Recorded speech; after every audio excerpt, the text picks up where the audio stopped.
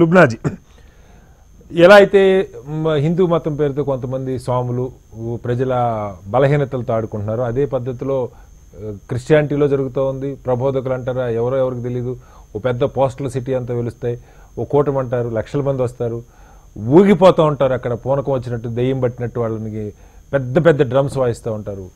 అలాగే ఇస్లాంలో కూడా కొంతమంది కొన్ని సమావేశాలు నేను చూశాను, నాగపూర్లో జరుగుతాయి, లేదంటే వికారాబాద్ దగ్గర జరుగుతూ ఉంటాయి, ఎక్కడో జరుగుతూ ఉంటాయి. ఎవరో ఒక కూటమి ఒక పర్టికులర్ ముల్లా అక్కడ వచ్చి మాట్లాడతారంటారు. వేల మంది రోజు వెళ్ళే మసీదు దర్గానో కాకుండా ఎక్కడికో ఎవరో ఏదో చెప్తే అక్కడికి వెళ్ళి వినాలి. దానిలో మంచి ఉందా చెడు ఉందా, వాళ్ళు వ్యాపారం చేస్తున్నారా, మన నమ్మకాలతో ఆడుకుంటున్నారా, మన బలహీనతో ఆడుకుంటున్నారన్న స్పృహ మర్చిపోయి జరుగుతూ ఉంది. ఎలా చూస్తున్నారు దీన్ని? అంటే ఇక్కడ చిన్న డిఫరెన్సియేషన్ అండి. మీరు ఒక మనిషి ఎవరైనా మాట్లాడుతుంటే వేలాది మంది వెళ్తున్నారు, అది ఒక ఆర్గనైజేషన్, అది నాకు తెలిసినంత వరకు అవి ఒక స్టాండర్డైజ్ రెగ్యులరైజ్ రిజిస్టర్డ్ ఆర్గనైజేషన్స్ చేస్తున్నవి. జమాత్ ఇస్లామీ హింద్ వాళ్ళకి నేను I'm not, that is not the topic. మన టాపిక్ కి సంబంధించి చెప్తాను. నేను కార్వాన్ ఎమ్మెల్యేగా క్యాంపెయిన్ చేస్తున్నప్పుడు ఒక చోట సాయంత్రం పూట 6:30 7 ఆ ప్రాంతంలో ఒక నా రైట్ సైడ్ కి ఒక చాలా పెద్ద గ్రూప్ ఉంది, లేడీస్ క్యూ, జెంట్స్ క్యూ.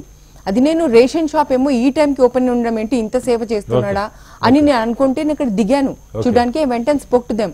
అదేంటి తెలుసా, ఆయన వాళ్ళ బలహీనతని వాళ్ళ పేదరికాన్ని ఎన్కాష్ చేసుకుంటూ ఆయన తాయెత్తిస్తున్నాడు. ఒక ముస్లిం ఎవరు కూర్చొని, లేడీస్ జెంట్స్ క్యూ ఏంటండి, మీరు ఇట్లా బొంట్లో బాగా లేకపోతే ఇక్కడ కాదు రావాల్సింది, మీరు డాక్టర్ దగ్గరికి వెళ్ళండి, అది యునాని, హోమియో, అలోపతి ఏదైనా, but you go to regular doctor. ఇదేంటి అని చెప్పి నేను చెప్పడం జరిగింది. So this is what you are talking about. మీరు ఆర్గనైజేషన్స్ అవన్నీ that we're not talking about that, and we have no. ఇప్పుడు పొలిటికల్ పార్టీ వెళ్తే వేలాది మంది వెళ్తున్నారు, వాళ్ళు జమాత్ ఇస్లామీ హింద్, ఉలమా హింద్ వాళ్ళు వెళ్తున్నారు. You are not talking about that. I understand.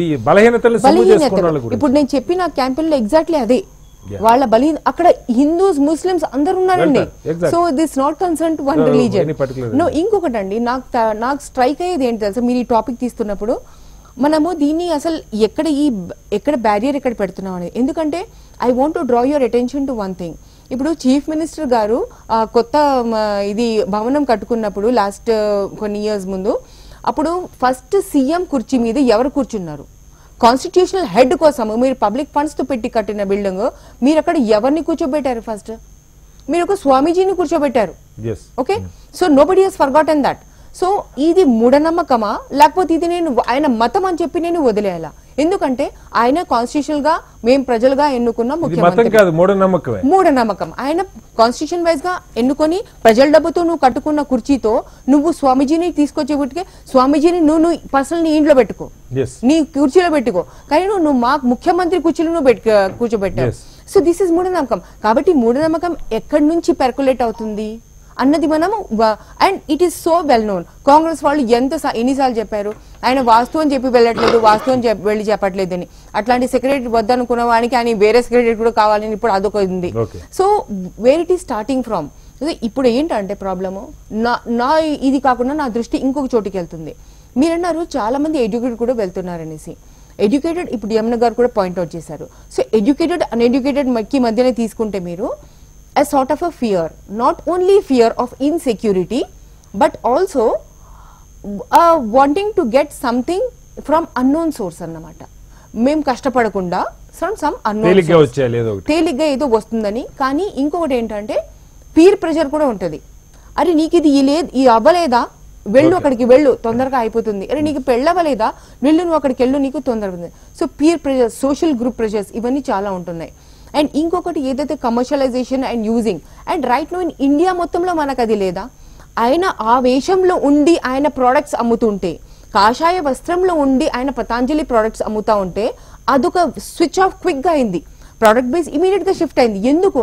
అక్కడ యూఎస్పీ ఏంటి? ఆయన కాషాయ వస్త్రంలో ఉన్నాడు. కానీ యూఎస్పీ అక్కడ ఆయుర్వేదం కాదు, యూఎస్పీ బ్రాండ్ అంబాసిడర్ అయి ఉండొచ్చు. బాగుంటే వాడతారు. ప్రోడక్ట్ కి ఏమి మత విశ్వాసాలు ఏమి లేవు. ఒక ఆయుర్వేదిక్ సబ్బు పతంజలిలో అమ్మితే అది ఆరోగ్యానికి బాగుంటే వాడతారు, లేకపోతే లేదు. ఫస్ట్ ఒకసారి రావడానికి అయితే అది ఉపయోగపడి ఉండొచ్చు. మార్కెట్ షిఫ్ట్ అని అయింది, దాని తర్వాత కూడా మార్కెట్ మళ్ళీ రీషిఫ్ట్ అవడానికి చాలా టైం పడుతుంది. ఎందుకంటే దాంట్లో ప్రతి ప్రోడక్ట్ కి ఆల్మోస్ట్ మనకి కాంట్రవర్షియస్ వచ్చేసాయి. It came out in the okay. So నేను ఇక్కడ ఒక విషయం చెప్తానండి. ఇది ఈ మూఢనమ్మకం ఏదైతే అంటున్నారో మేడం గారు, ఇప్పుడు సీఎం గారు ఫస్ట్ కుర్చీలో స్వామివారు కూర్చున్నారు, అది ఇది. ఈ మూఢనమ్మకాలని మనం ఎవరెవరి వాళ్ళ ఆలోచన విధానాలకి వదిలేస్తే బెటర్గా ఉంటుంది. ఫస్ట్ ఆఫ్ ఆల్ మన చర్చ ఏంటంటే ఇక్కడ ఉదాహరణకి నేను చెప్తాను, చెన్నారెడ్డి గారు సీఎంగా ఉన్నన్ని రోజులు ఒక కర్ర పట్టుకునేవారు. ఆయన ఇంత కర్ర పట్టుకొని ఆయనకున్న నమ్మకం అది. ఇప్పుడు మన చర్చ ఏంటంటే ఒక వ్యక్తిలో ఉన్న ఒక వ్యక్తి మానసికంగా డిగ్రేడ్ అవుతున్నాడు, ఒక వ్యక్తి ఒక్క నిమిషం ఆ డిగ్రేడ్ అవుతున్న వ్యక్తిని వాడిని డిగ్రేడ్ అవుతున్న కారణాలు విశ్లేషించకుండా అతనికి తెలియని శక్తి ఏదో ఉంది అని చొప్పించి ఈ మధ్యవర్తులు కమర్షియల్ గా బాగుపడడం ఎగ్జాక్ట్లీ పద్ధతి కాదు. సెకండ్ థింగ్ ఇప్పుడు నిజంగా మీకు సేవ చేయాలి, దేవుడు ఉందో లేదో, దేవుడు ఉంది అని మీరు అనుకుంటే సేవ చేయాలి అంటే సేవా దృక్పథం ఉన్నప్పుడు మీరు ఈ డబ్బు గురించి ఆలోచించకండి. రైట్. పూర్తిగా సేవా దృక్పథం మీద భారతదేశంలో నాకు మాత్రం ఒక్కరు కనిపిస్తారు పూర్తిగా సేవా దృక్పథం మీద భక్తితో పాటు సెయింట్ అయ్యుండి. మదర్ తెరిసా గారు మాత్రం పూర్తిగా సేవా దృక్పథంతో టోటలీ సేవా దృక్పథం. అలాంటి సేవా దృక్పథం ఈ స్వామిలకు కానీ ఈ ముల్లాలకు కానీ ఇప్పుడున్న పాస్టర్లకు కానీ రాదు. రైట్ అండి, ఓకే, వస్తాను మళ్ళీ మీ దగ్గరికి వస్తాను. మీరు కంప్లీట్ చేయండి. So what I'm telling is that when we have such instances, ఇంకొకటి అండి చాలా important governmental point, because I'm from a political party. నా ఆశయం ఉంటుంది ఎప్పుడు ప్రతి ఒక్కరికి బేసిక్ నీడ్స్ అన్ని ఫుల్ఫిల్ అయి ఉండాలి అని ఉంటుందండి. కానీ ఆ బేసిక్ నీడ్స్ ఫుల్ఫిల్ అయ్యేటట్టు స్కీమ్స్ వస్తున్నాయా, లేకపోతే అవి స్కీమ్స్ వచ్చినవి అందరికి అందుతున్నాయా? నా పాయింట్ ఏంటంటే ఇప్పుడు వీళ్ళందరూ ఇక్కడికి వెళ్తూ ఉన్నారంటే why it is not a botheration of the government fulfill చేయట్లేదని నేను అంటుంది ఏంటంటే ఇప్పుడు ఇట్లా వెళ్తున్నప్పుడు why it is not a issue for the government. Okay, it should be an issue for the government. ఎందుకంటే అక్కడికి వెళ్తున్నా మీరు చెప్తున్నారేమో డబ్బులు వాళ్ళు కూడా వెళ్తున్నారని, కానీ చాలా మంది ఇప్పుడు నేను క్యాంపెయిన్ ఏదైతే చూసాను చాలా మంది ఏమో లేని వాళ్ళే వెళ్తున్నారు అక్కడికి. సో పాయింట్ ఏంటంటే మీరు ఈ కాన్స్టిట్యూషన్ లో కూడా ఏముంది, సైంటిఫిక్ టెంపర్మెంట్ పెంచమని ఉంది. మీరు ప్రతి చోట మీకు అందుబాటులో హాస్పిటల్స్ లేవు, మీకు ప్రతి చోట అందుబాటులో లైబ్రరీస్ లేవు, మీకు స్కూల్స్ లేవు. మీకు ఇట్లాంటివి లేనప్పుడు ఆ టెంపర్మెంటే మీరు ఆ ఫస్ట్ ఫరజ్ బోల్తే జో ఉర్దూ మే అంటే ఏంటి, మీకు అది చాలా పెద్ద బాధ్యత. ఆ బాధ్యతనే గవర్నమెంట్ ఫుల్ఫిల్ చేయనప్పుడు ఇది ఉండడం ఒక మంచి సైంటిఫిక్ టెంపర్మెంట్ పెంచడం అన్నది మనం ఓత్ తీసుకునేటప్పుడు ప్రజల్లో హేతుబద్ధమైన ఆలోచన విధానం అంటారు. ఆ హేతు అన్న మాట వినపడితే బూతు అన్నట్టుగా తయారైపోయింది. ఎవరన్నా హేతుబద్ధంగా ఆలోచించడం అంటే వీడు నాస్తికుడు, వీడు దేవుడు లేడంటాడు, వీడు మతం లేదంటాడు, అది కాదు కదా. అంటే దీనికి ఇందాక వారు చెప్పిన ఒక ఎగ్జాంపుల్ కాదు, ఎంతమంది బాబాలు అడ్డంగా దొరికిపోయినా తెల్లారి మళ్ళా వాళ్ళ పక్కన అంతకుముందు డేరా బాబా, ఏ పార్టీకి ఏ నాయకుడికి సంబంధం లేదు, ప్రతి పార్టీకి ప్రతి నాయకుడికి జాతీయ స్థాయిలో సంబంధాలు ఉన్నాయి. ఇక్కడ మనకి బోల్డంతమంది తెల్లారితే రోజు ఆ బాబాల కాళ్ళకు మొక్కే నాయకులు, ముఖ్యమంత్రులు, లేకపోతే రాష్ట్ర నాయకులు, పెద్ద పెద్ద నాయకులు అంతా ఉంటారు. ఆ బాబాలు దొరికిన తర్వాత కూడా తప్పులు చేశారని దొరికిన తర్వాత ఈలోగా వాళ్ళని పెద్ద నాయకుడు విశ్వసిస్తున్నాడని చెప్పి ప్రజలు ఆ దారిలో వెళ్లే పరిస్థితి లేదంటారు. ఏమన్నా అసలు పార్టీల నాయకులు, ముఖ్యంగా జాతీయ పార్టీ లాంటి మీలాంటి పార్టీలు ఆ హేతుబద్ధమైన ఆలోచన పెంచే ప్రయత్నం ఏమన్నా చేస్తున్నాయా? లౌకిక రాజ్యం భారతదేశం, లౌకిక రాజ్యం ఓకే, కానీ state sponsored religion oriented programmes అనేవి ఈ మధ్యన ఇంకెక్కువ అయిపోతున్నాయి. స్టేట్స్ మీన్స్ నేషన్ కూడా. అంటే అది కాంగ్రెస్ ఉన్నప్పుడు జరిగింది, బీజేపీ ఉన్నప్పుడు జరిగింది, ఏ ప్రాంతీయ పార్టీలు ఉన్నప్పుడు కూడా జరుగుతున్నది. ఇండియన్ ట్రెడిషన్లో హిందూయిజం అనేది ఒక పర్కోలేట్ అయి క్షేత్రస్థాయికి పోయిన ఒక మతంగా ఉంది. భారత రాజ్యాంగంలో కూడా చాలా అంశాలు దాని నుంచి పికప్ చేసుకున్నాం, దాని రాజ్యాంగ అంశంగా చూసినాం. కానీ మతాలను ప్రమోట్ చేసే విధంగా ప్రభుత్వాలు ఉండొద్దు అనే స్థితి ఇప్పుడు నేను ఇక్కడ మతాల గురించి కూడా మాట్లాడట్లా, మతాలకు అతీతంగా ఉండాలి, అన్ని మతాలను సమానంగా చూసినా నాకు అభ్యంతరం లేదు. ఈ స్వామీజీల సంగతి ఏంటి? యా, ఇప్పుడు ఎగ్జాంపుల్ దానికి ఎందుకు నేను దీన్ని నీకు ప్రియంటివ్గా చెప్పిందంటే, ఇప్పుడు చిన్నజీయర్ స్వామిదే మేడం చెప్పింది అంటే ఏంది, వాళ్ళు అక్కడ పెద్ద స్వామి, మిగతా స్వాములంతా కూడా ఇక సబార్డినేట్ స్వాములు అన్నట్టు. వాళ్ళు ఏ రకంగా హెల్ప్ చేస్తారు అనేది ఆధ్యాత్మికంగానా, ఆర్థికంగానా, లేకపోతే పొలిటికల్గానా అనేది ఒక చర్చ అయితే, ఈ రకంగా చేయాలనే తలంపు ఆ స్వామికి పుట్టినట్టే ఇంకో స్వామికి ఇంకో తీరుగా పుడుతుంది. అసలు పార్టీకో స్వాములు ఉన్నాయి సరే, మీకు ఆఫ్ ది రికార్డ్ లో చాలా టిఆర్ఎస్ పార్టీకి ఒక స్వామీజీ ఉన్నాడు, లేదా ఇంకొక పార్టీకి, కాంగ్రెస్ పార్టీకి ఈ మధ్య మీ నాయకుడు కూడా గుళ్ళు గోపురాలు తిరుగుతూ ఉన్నారు, అది వేరే చర్చ అనుకో. ఇది నేనేమంటున్నానంటే, దీని వల్ల గ్యాదరింగ్స్ కు ఒక వ్యాలిడిటీ ఏర్పడింది. ఓకే, ఇప్పుడు క్రిస్టియన్ గ్యాదరింగ్స్ ఎగ్జాంపుల్ మన కేఏపాలే ఉండనుకోండి, అమెరికాలో ఒక 10 lakhs పీపుల్తో ఆయన జోక్ అయిపోయాడు సమాజంలో, 150 దేశాల అధ్యక్షుల్లాగా పరిచయం అంటాడు, నేను చెప్తే వాళ్ళు వింటారని. నిజంగా ఇప్పుడు ఏమైంది, నీకు పాపులిస్టిక్ రిలీజియస్ ఓరియంటెడ్ సిస్టమ్ అయిపోయింది. అంటే అంతమంది వస్తే ఆ మీటింగ్కు వాళ్ళకంత క్రేజ్.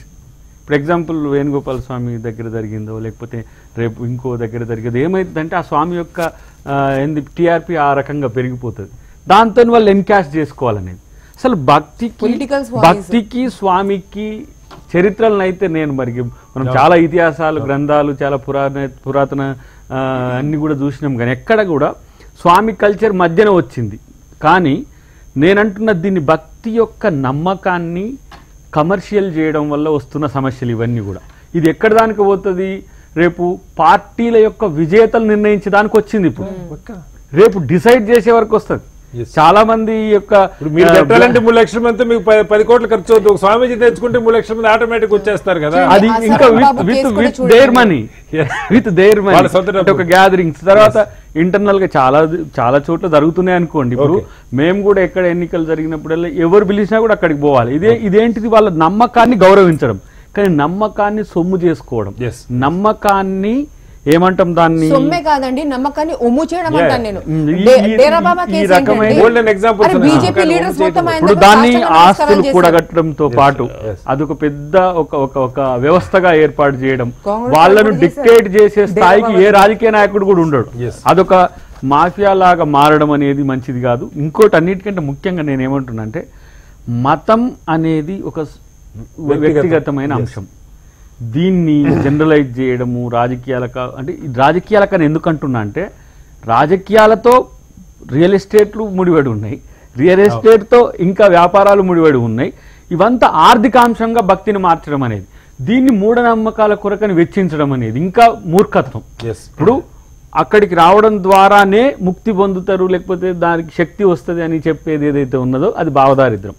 అంటే మనం మంచి వ్యక్తులమైతే మనం చేసే పనికి రిజల్ట్ వస్తుంది. మనం చెడు పనులన్నీ చేసుకుంటా దేవుని దగ్గర పోయి హుండీలో 1 కోటి రూపాయలు వేసేస్తే నువ్వు ఇంతమందిని పీడించింది నేచర్ చూస్తుంది కదా.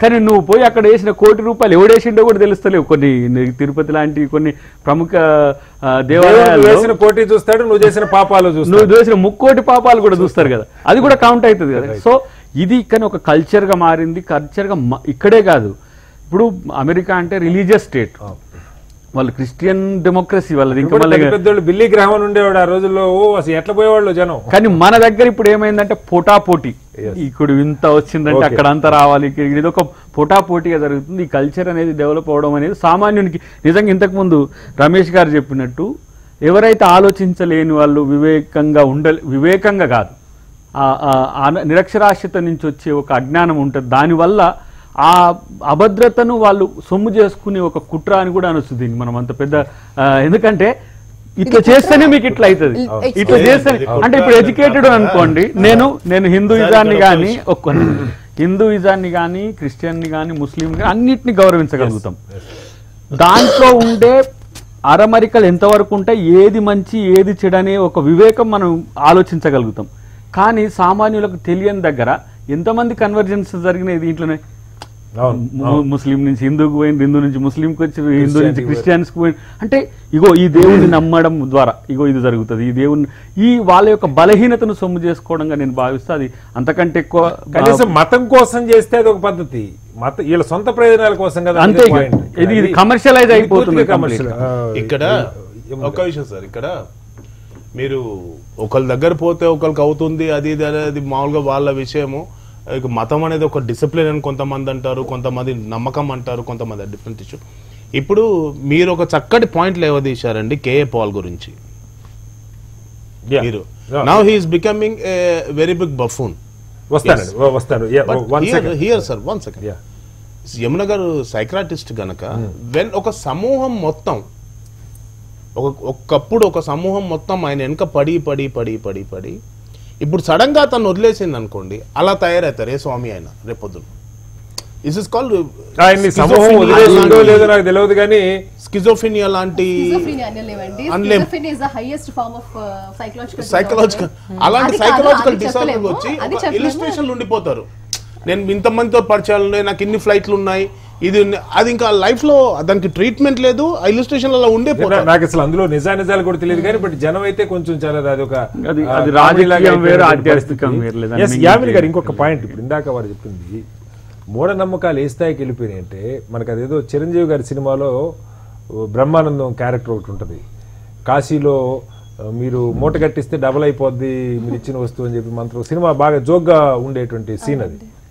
అలాంటిది హైదరాబాద్ నగరంలో పెద్ద పెద్ద లైఫ్ స్టైల్ బిల్డింగ్ లో ఓనర్లు లేకపోతే వాళ్ళ కుటుంబ సభ్యులు బెంజ్ కార్లు BMW కార్లు ఉండే కుటుంబాల్లో ఎవరో స్వామీజీ వచ్చి సంపదని రెట్టింపు చేస్తాను మీరు మూటగట్టి అక్కడ పెట్టండి అంటే పెట్టిన సంఘటనలు కూడా చూసాం, అనేకం చూసాం. ఒకటి కాదు, మీరు అక్కడ పెడితే నేను ఏదో మంత్రం చేసేస్తాను, ఒక పూజ చేసి 2 రోజులు దాన్ని తీయకుండా ఉంటే డబల్ అయిపోద్దని చెప్పి నమ్ముతున్న పరిస్థితి హైదరాబాద్ నగరంలో చదువుకున్న ఆస్తులున్న కోటేశ్వర్లలో కూడా కనపడతాం.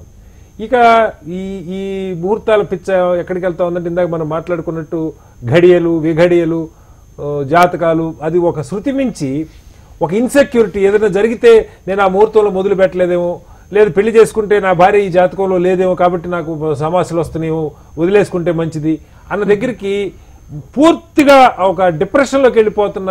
ఇవాళ మీరు చూస్తే డైవర్స్ కేసులు కానీ మరొకటి కానీ భార్యాభర్తలకు కూడా ఒక సత్సంబంధం లేకపోవడంలో ఆ జాతకాలు కలవలేదేమో అన్నటువంటి ఒక భయం, ఇంకా ఇంకా బెటర్గా ఉండుంటే బాగుండేదని, ఈ పూజలు చేస్తే మంచి జరుగుద్దని, గ్రహాల దోషాలని చెప్పి దీనికి ఒక అంతు లేకుండా పోతుంది. ఒక గీత వరకు ఉండటంలో అభ్యంతరం లేదు కానీ గీత దాటి ఎవరికో నష్టం కాదండి, 3 లక్షల మంది వెళ్తే వాళ్ళకే నష్టం కదా జరుగుతున్న.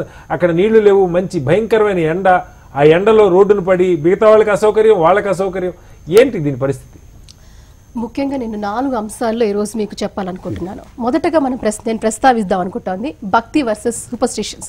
అంటే భక్తి అనేది మనం డిబేట్ చేయాల్సిన అంశమే కాదంటాను. ఎందుకంటే భక్తి అనేది వ్యక్తిగతము, భక్తి అనేది కేవలం మానసిక ప్రశాంతత కొరకు, మన ఒక మానసిక దృఢత్వం కొరకు, మన నమ్మకానికి సంబంధించింది. అది ఏ ధర్మమైనా పర్వాలేదు, ఏ మతమైనా సంబంధం లేదు.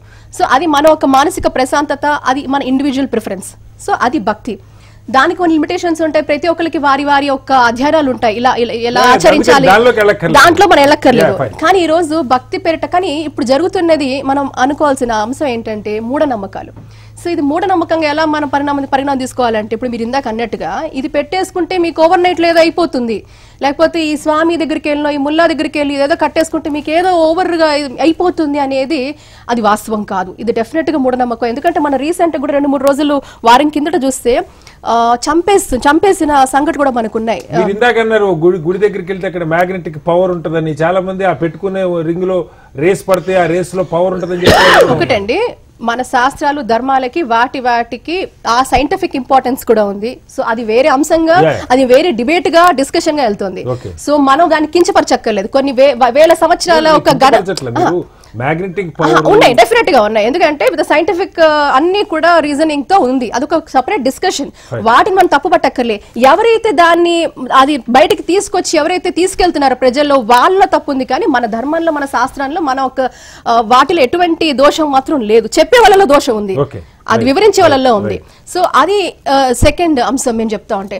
నెక్స్ట్ మీరు ఇవన్నీ ఎందుకు చేస్తాం అంటున్నారు, మనిషి యొక్క లో సెల్ఫ్ ఎస్టీమ్ అనుకోండి, అంటే ఏదో ఒక రీజన్ లో ఒక రకమైన కోల్పోవడం, మనిషి ఏదో సాధించాలి తప్ప నాకు కావాలి. ముఖ్యంగా ఎందుకు వెళ్తారు మనం చూసుకుంటా ఉంటే యాంగ్జైటీ, డిప్రెషన్, అదే కాకుండా బీదరికం కానివ్వండి, లేకపోతే బిజినెస్ లో నేను బాగా రాణించాలని ఎక్కువగా మనం వెళ్ళే ఇటువంటి వాటన్ని కూడా బిజినెస్. నెక్స్ట్ ఆరోగ్య సమస్యలు, డాక్టర్ తో కూడా తీరనివి నేను ఈ రోజు ఇక్కడికి వెళ్తే నాకు ఆరోగ్య సమస్యలు తీరుతాయి, అది చెప్పారు కదా. ఇది మనం చూస్తా ఉన్నాం, ఎందుకంటే మనం అన్ని రకాలుగా చూస్తాం అన్ని ప్లాట్ఫామ్స్ లో.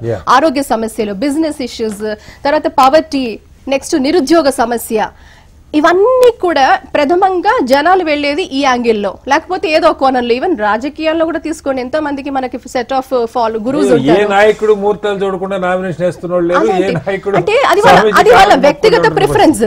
అది వ్యక్తిగత ప్రిఫరెన్స్ ఉన్నప్పుడు మనకి ఎటువంటి అభ్యంతరం లేదు. కానీ వాళ్ళు జనంలోకి వచ్చి చేసే ఉంటేనే ఇబ్బందికరంగా ఉంటేనే, పబ్లిక్ లైఫ్ లో ఉన్న వాళ్ళు చేస్తేనే అది ఇబ్బందికరంగా ఇది జరుగుతుంది. ఇప్పుడు ఇందాక ప్రస్తావించారు. సో ఆ యాంగిల్లో అది కొనసాగుతోంది. మళ్ళీ మీరు చూస్తూ ఉంటే గురువులు, మన దగ్గర కూడా ఒకప్పుడు గురువులు ఉండేవారండి. గురువులు, ఆచార్యులు, వారి యొక్క ప్రవృత్తి బోధించడం, ధర్మాన్ని బోధించడం, జనానికి మోటివేట్. అప్పుడు గురువులు ఆచార్యులు వేరు. ఇప్పుడు ప్రాఫెట్ మహమ్మద్ కూడా ఆయన బేసికలీ ఆయన ప్రబోధించాడు ఇస్లాం మతాన్ని.